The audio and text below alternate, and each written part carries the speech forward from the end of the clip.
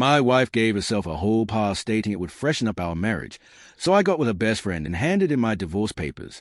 My name is David, and for most of my adult life, I believe I had found my perfect partner in college. I met my wife, Andrea, during our freshman year at a campus mix event. She was standing by the snack table, laughing at some poorly told joke by the student speaker. Even from a distance, her laughter felt full and genuine, like someone who wasn't afraid of joy. I hovered close by, working up the nerve to talk to her, until our eyes met. The rest, at the time, felt like kismet. We became inseparable.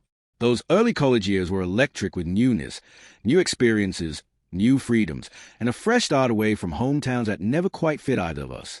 Andrea and I clicked instantly. She was always the more social one, making new friends at every event or club meeting. I was more reserved, happy to let her radiance guide me through a labyrinth of parties and campus traditions. We spent weekends exploring the city, rummaging through local coffee shops, and bonding over obscure documentary films. Our friends joked that we were already like an old married couple, cooking together in dorm kitchens or planning quiet nights in when everyone else wanted to hit the bars. After graduation, we continued into grad school, her for public relations, me for business administration, and we decided to move in together to a little off-campus apartment. We rarely fought. We balanced each other out almost perfectly. When I proposed a couple years later, kneeling in the living room with a shaky voice and sweaty palms, Andrea broke into one of those signature, unguarded laughs that initially drew me in. She shouted yes and jumped into my arms, nearly toppling me over. I believed, wholeheartedly, that we were on track to a life of contentment and excitement. We married 3 years ago, in a small ceremony behind the college library where we first met. Family and friends gathered under twinkling lights that danced across the lawn, and we exchanged vows about devotion and partnership, about always growing together. For a time, our marriage felt like the natural continuation of our story, a comforting inevitability. We'd been each other's only sexual partners, our first everythings, and we prided ourselves on that fact. We'd talk about how lucky we were not to have the baggage or heartbreak so many other relationships seemed to accumulate. If you'd asked me if we'd ever so much as consider something like an open relationship or a whole pass, I'd have laughed it off as a ludicrous notion. But as I write this now, I can see how naive I was, how easily the bedrock of our closeness eroded when confronted with monotony and curiosity. Because after 6 years together, 3 of them married, the rug got pulled out from under me. Our story took a turn for the surreal, and I found myself grieving the marriage I thought was unbreakable. The warning signs that something was amiss started a little over a year ago. Up until then, Andrea and I had enjoyed a strong, consistent intimacy. Sex never felt like a chore. We had always wanted each other, or at least that was my impression. Then came a series of nights where I'd be in bed, lights dimmed, feeling that familiar warmth of closeness, only for Andrea to turn away and mumble an excuse. Headaches, feeling bloated, being too stressed, having an early meeting in the morning. The first few times, I brushed it off. We all have off days. But those off days morphed into a solid pattern, me wanting intimacy, her declining. At first, I tried to be understanding. She'd come home complaining about a tough boss or an annoying coworker. I'd rub her shoulders, offer to order takeout. Occasionally she let me console her, but more often than not, she appeared distant. She'd come to bed late, engrossed in her phone or one more email, and by the time she slipped under the blankets, she'd either be half asleep or uninterested in conversation. Sometimes she'd sigh as if the weight of the day were too much. One night, I brought it up gently. Hey, we haven't really connected in a while. My tone was shaky because I was worried about making her feel pressured or guilty. Andrea nodded, yawning, and said, I'm sorry. I'm just not in the mood these days. Work's been draining. Let's talk about it tomorrow, okay? We never did talk tomorrow. The next day or the day after that. And I, in my conflict-averse style, let it slide for months. But the distance was creeping in like fog, clouding even our friendly banter. We used to tease each other about silly things, her obsession with houseplants, my hoarding of old video game consoles. Now, it felt like we had so little to say, as though we'd already run out of conversation topics before hitting our 30s. It unsettled me, but I clung to the memory of who we had been, certain that we could recapture it if we tried hard enough. If I was more supportive, or if we took a spontaneous trip, or if we simply gave each other time, then maybe the spark would reignite. I was determined to prove we weren't one of those couples who fall into passionless drudgery. The real shock came when I mustered the courage to confront her directly about our absent sex life. This happened on a quiet Sunday evening, nearly a year into our slump. We'd just finished dinner, and I asked if we could talk. Andrea sighed heavily and sank into the couch. Look, I began, my voice low. I need to understand why it feels like we're drifting apart. We barely touch each other anymore, and I'm worried. She stared at me for a moment, eyes flicking between me and the coffee table. Then she folded her arms across her chest, exhaled, and said, I've been thinking a lot about our relationship, Dave. It's not you, or maybe it's both of us. We've never been with anyone else, and she trailed off, looking pained. I froze. The direction of her words felt ominous. What are you trying to say? She spoke carefully, as though rehearsed. I've never had the freedom to explore being with someone else. You haven't either. That used to comfort me, but now, I wonder what I've missed out on. For a while now, I've questioned what it would be like with another person. My stomach dropped. I'd always heard about couples with open marriages or hall passes, but it was something I'd never wanted. You're saying you want to sleep with someone else. She tried to reframe it. Not specifically, but the idea of a hall pass, like a short break from our exclusivity, might bring excitement back for us both. Sometimes couples do that to spice things up, so they appreciate what they have. It could make our marriage stronger in the long run. My voice trembled with disbelief. So you think hooking up with random people is going to fix our problems? Andrea exhaled, frustration coloring her features. It's not random. It's about exploring experiences we never had before. And hopefully, yes, it'll help us not resent each other for feeling trapped. I stayed, stunned. A swirl of emotions, hurt, confusion, anger, collided in my chest. I argued that her logic was twisted, that we should be able to work on ourselves without sleeping around. But she insisted we'd grown stale, that she just needed a chance to see if we could recapture desire by stepping away from a routine. I told her I hated the idea, that it felt like a betrayal. She countered, You're being so close-minded. This might save us, Dave. Her tone was manipulative, even guilt-tripping. You don't want me to be miserable, do you? I'm telling you I need this. Why can't you just trust me that this could help us both? I realized with growing horror that she'd spent months convincing herself this was a perfect, modern solution to our slump. Like it was no big deal. Her normal reluctance in the bedroom now made sense. She was fantasizing about being with someone else. The betrayal I felt was so immediate that tears stung my eyes. I tried to fight them off, but she noticed. Andrea's expression softened for a second. Please, don't be upset. I just think this is the best path forward. If you love me, give me the freedom to explore for a bit. Then we'll come back stronger. I told her no. I told her this was insane, that if she wanted to cheat, she should leave me. She grew defensive, turned my words around, insisting I was overreacting. She said, I'm not talking about hooking up forever. We're talking about 1 or 2 experiences, a safe, controlled hall pass. You have every right to do the same. I retorted, I don't want that. I want you. She rolled her eyes. You say that, but you're ignoring the fact that you're not fulfilling me the way I need. Anger surged. You barely let me touch you for a year. How am I supposed to fulfill your needs if you keep shutting me out? My voice cracked with heartbreak. She shook her head, as if I were a child failing to understand a simple lesson. That's exactly why we need something drastic. If we keep going like this, I'll resent you for not letting me explore. I don't remember what else was said that night, except that I eventually fled the living room and locked myself in our bedroom, swallowing sobs like shards of glass. Andrea left me alone, possibly relieved the conversation was over. The next morning, I woke up early, my head pounding.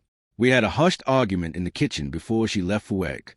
She pressed me again, insisting a whole pass was a short-term fix. She even tried to spin it like, don't you want to know what else is out there? Too? You've never even had another partner. Maybe you'll realize how good we really are together. I wanted to say no, to slam the door on the entire idea. But a poisonous seed of doubt had been planted. We'd been each other's only lovers. Did I truly not wonder about the experiences we'd missed? For the first time, that question gnawed at me, even as I loathed the idea of an open relationship. Over the next week, Andrea hammered the point relentlessly. She'd approach me with contrived sweetness, painting her request as beneficial for us both. She wore me down, each conversation twisting my sense of reason. I started questioning my own instincts, wondering if I was being prudish or old-fashioned. Was she right? Could this bizarre whole pass be our salvation? Eventually, I caved. She cornered me one night, softly reiterating her stance. I love you, Dave, but I need this. Let's just do it once, see if it helps. The subtext was clear. If I refused, I'd be the one destroying our marriage. not her. At least, that's how she framed it. And I, terrified of losing her completely, found myself nodding, tears burning my eyes. Fine, I whispered, if you think this is the only way. She hugged me, calling me brave, praising me for being open-minded, but I felt no reassurance. My insides twisted with dread. I was certain my acceptance was the beginning of the end, like I'd just signed a contract I'd regret forever. Andrea wasted no time. Within days, she was putting herself out there. She never gave me the specifics, and honestly, I couldn't bear to hear them. But I recognized the signs. She dressed more boldly, come home late, vaguely referencing dinner with a coworker. She'd shower at odd hours, and she sure wasn't climbing into bed with me afterward. The tension in the house was suffocating. I spent those nights replaying the timeline of our relationship in my head, searching for the point where we'd veered off course. I closed my eyes, trying to remember the college dorm nights when we fell asleep in each other's arms, or the honeymoon nights in a cabin near Serene Lake. Now I was alone in a bed that felt too big, my wife out with someone else. I sank into a dark place. My performance at work suffered. Coworkers asked if everything was okay, and I just shrugged. I lost my appetite, lost my drive. I felt like a fool, a man who allowed his spouse to walk all over him. But every time I thought about telling her to stop, I remembered how she'd pinned the blame on me, how she insisted this was best for both of us. The gaslighting had its hooks deep in me, making me question whether I was the irrational one. One night, after she came home especially late, I finally confronted her. Is this what you wanted, Andrea? My voice trembled. Is it fixing anything, or are you just falling deeper into other men's beds? She looked at me with an unsettling calm. I don't know yet, she said. I just started. Give it time. I stormed out, driving aimlessly for hours, letting the radio drown out the vicious swirl of my thoughts. I felt as if the pillars of our marriage had collapsed. Even if we returned to exclusivity tomorrow, how could I ever shake off the images in my head? But it was that same night I had a moment of clarity. If Andrea was truly exploring, maybe I should. The notion disgusted me at first. I'd never wanted to be with anyone but her. Yet now, a more vengeful part of me whispered, if she's going to do it, why shouldn't I? The idea took root. A whole pass for me, too. Andrea herself had said I had every right. She was off living out her fantasies, ignoring how it devastated me. Why shouldn't I at least claim some of that freedom? Maybe it would even confirm that I was right about how destructive it was. Or maybe I'd realize there were women out there who would treat me better. I hated that my mind went there, but the heartbreak was so intense, I needed something to numb the pain. That's when I remembered Sarah, a friend of Andrea's. Over the years, I noticed Sarah's playful banter whenever we hung out as a group. She was always warm toward me, often checking in about my life in ways Andrea's other friends didn't bother to. At times, I'd catch an expression on her face that suggested more than simple friendliness. I wasn't naive enough to think she was pining for me, but I suspected she might be interested if the circumstances were different. We'd never acted on it, of course. Now, circumstances were different. My wife was effectively on a spree with other men. If anyone would entertain my whole past idea, my petty revenge, if I'm honest, it would be Sarah. The question was whether I had the nerve to reach out. I stayed at Sarah's social media profile for a full hour before summoning the courage to send a message. It was simple. Hey, Sarah, haven't heard from you in a while. How have you been? I half expected no response, but she wrote back within minutes. Hey, Dave, long time. I'm good, just busy with work. Everything okay on your end? I weighed how much to reveal. Finally, I type a condensed version. Andrea and I are having problems. Big ones. She asked for an open arrangement. I'm kind of struggling. Need someone to talk to. Maybe meet for lunch. To my relief, Sarah responded warmly. I'm so sorry, Dave. That must be rough. Let's chat. I'm free this weekend. We met at a diner near my workplace. I arrived early, fidgeting in a corner booth, the swirling aroma of coffee doing little to calm my nerves. When Sarah walked in, I noticed how her face lit up upon seeing me, an unguarded, genuine warmth. She slid into the seat across from me, placed her hand briefly on mine, and said, Hey, you. Our conversation started cautiously.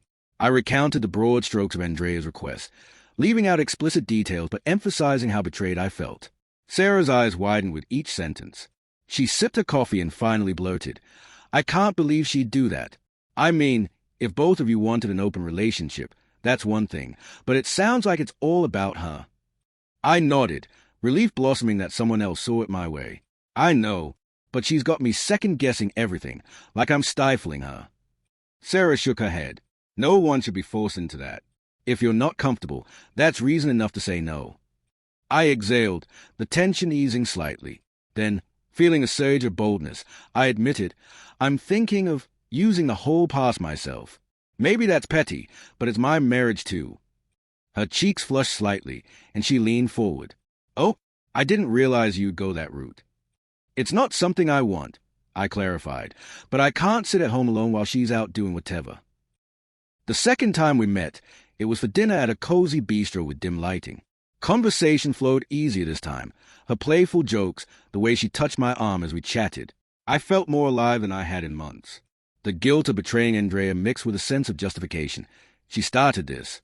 She practically forced me to do this. That's how I rationalized it. By evening's end, I offered to walk Sarah to her car. We paused at the curb, the street lamps casting soft halos around us. She looked up at me, lips parted slightly, and I leaned in. Our kiss was tentative at first, then urgent, fueled by pent-up longing. My heart pounded so hard I was sure she could feel it through my shirt. She whispered, "We don't have to rush this." But I shook my head, my voice husky. I don't know if I'm rushing or if I'm just doing what I should have done a long time ago. We drove to her apartment, a cozy one-bedroom. Once inside, a flicker of hesitation hit me. This is real.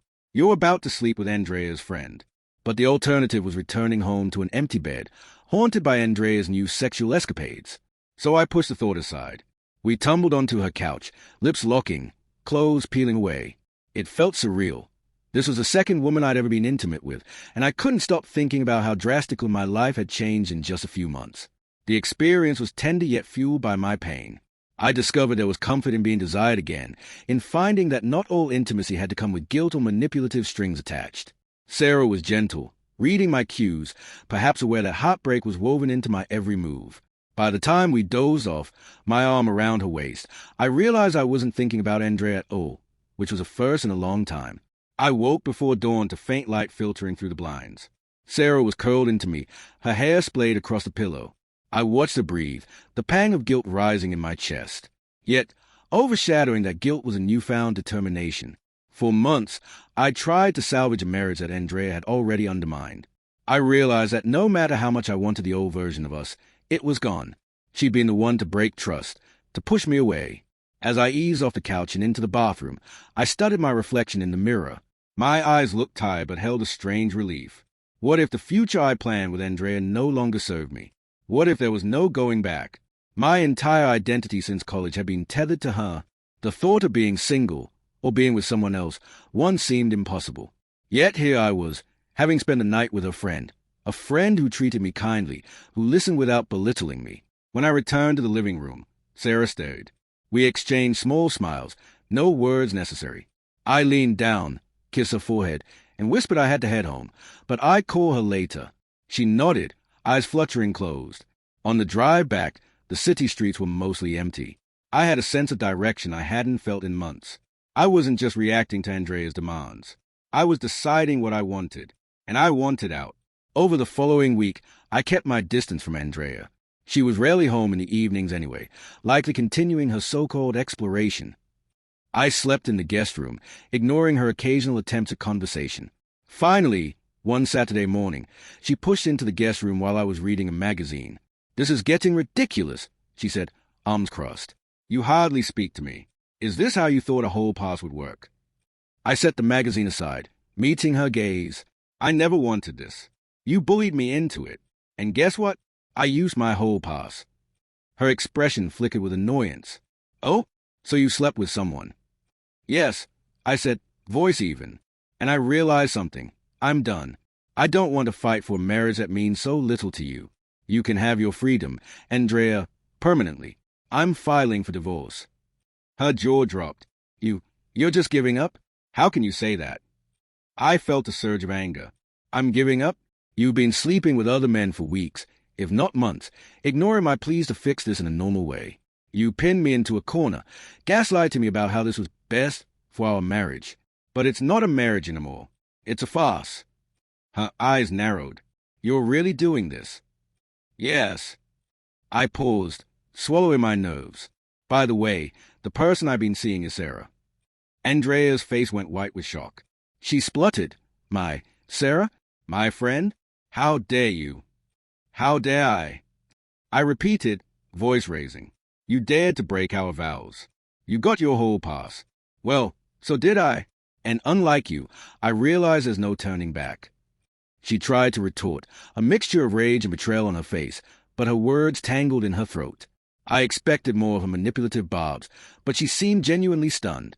For once, I felt no guilt. I walked out of that room, out of the house, and stood in the driveway taking in the crisp morning air. It was a smell of a new beginning, one I never asked for but was, perhaps, forced to embrace.